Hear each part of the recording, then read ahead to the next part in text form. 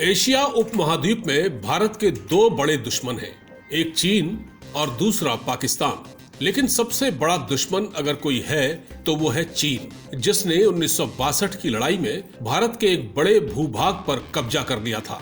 चीन भारत को परेशान करने का कोई मौका हाथ से जाने नहीं देना चाहता। वो भारत के साथ माइंड गेम खेलता है। अब चीन ने एक नई चाल चली है, जिससे भारत को काफी अलर्ट रहने की जरूरत है। भारत की खुफिया एजेंसियों ने बताया है कि चीन की peoples liberation army western theatre में रोबोटिक आर्टिफिशियल इंटेलिजेंस डॉग की तैनाती कर रही है। चीन सीमा पर क्या क्या खुराफात कर रहा है, आइए जानते हैं। नंबर 1, चीनी सेना ने ऐसे रोबोटिक डॉग के साथ एक मिलिट्री एक्सरसाइज की है जिसमें टैंकों और गन्स के साथ टारगेट पर हमले के लिए रोबोटिक डॉग को इस्तेमाल किया गया।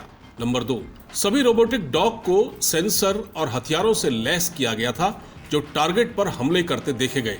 नंबर 3, खुफिया इनपुट के मुताबिक रोबोटिक डॉग को वेस्टर्न थिएटर में शामिल कर चीन भारत से लगती सीमा के नजदीक तैनात कर रहा है। अब चीन रोबोटिक डॉग का इस्तेमाल क्यों कर रहा है, इसका कारण भी आप जान लीजिए। दरअसल लद्दाख से लेकर अरुणाचल प्रदेश तक लगती भारत चीन सीमा पर कई ऐसे इलाके हैं जहां ऑक्सीजन की बेहद कमी है। साथ ही कई इलाकों का तापमान -40 डिग्री तक है। ऐसे में चीन के लिए अपने सैनिकों को यहां तैनात करना सरल नहीं है, इसलिए वो रोबोटिक डॉग का इस्तेमाल कर रहा है। साल 2020 में लद्दाख के गलवान में भारतीय सैनिकों के हाथों पिटे चीनी सैनिकों की दुनिया भर में काफी बदनामी हुई थी। ऑस्ट्रेलियाई मीडिया के मुताबिक इस युद्ध में भारत के 20 सैनिक वीर गति को प्राप्त हुए, लेकिन चीन के 38 से ज्यादा सैनिक मारे गए। हालांकि चीन के मीडिया ने इस सच्चाई को छिपा लिया, वह इसलिए क्योंकि चीन में मीडिया स्वतंत्र नहीं है।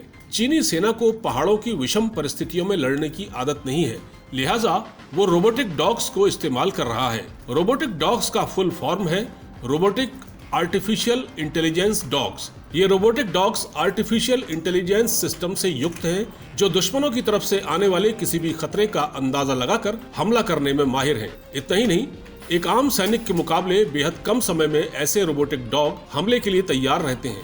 ऐसे में भारतीय सैनिक मुश्किल में पड़ सकते हैं। गलवान की लड़ाई के बाद चीन को यह अंदाजा हो गया था कि उसके सैनिक ठंड और खराब मौसम का मुकाबला नहीं कर सकते।